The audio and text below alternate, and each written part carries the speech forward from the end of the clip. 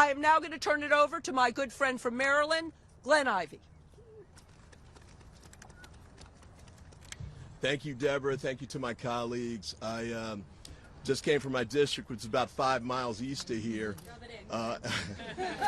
and had a chance to talk to a number of my neighbors, frankly. One of these events was in my town.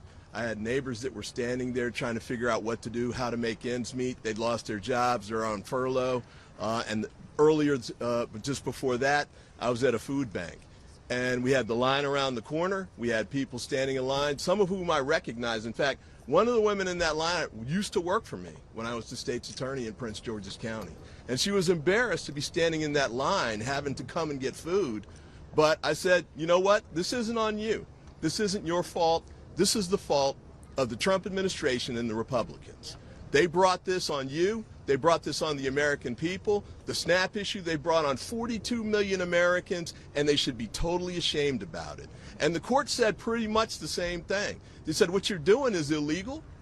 There's a fund there that you should be using to make sure we don't have hungry people have to skip meals, veterans, elderly, children. Use the money. You're legally obligated to do it, and he's still trying to dance around and find a way not to do it.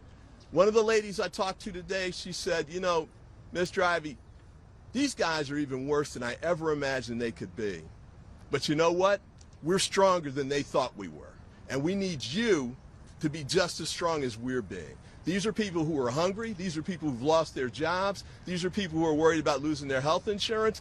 We're going to stand firm and make sure that does not happen. We're going to fight back. We're going to make sure we force the Republicans to come back here.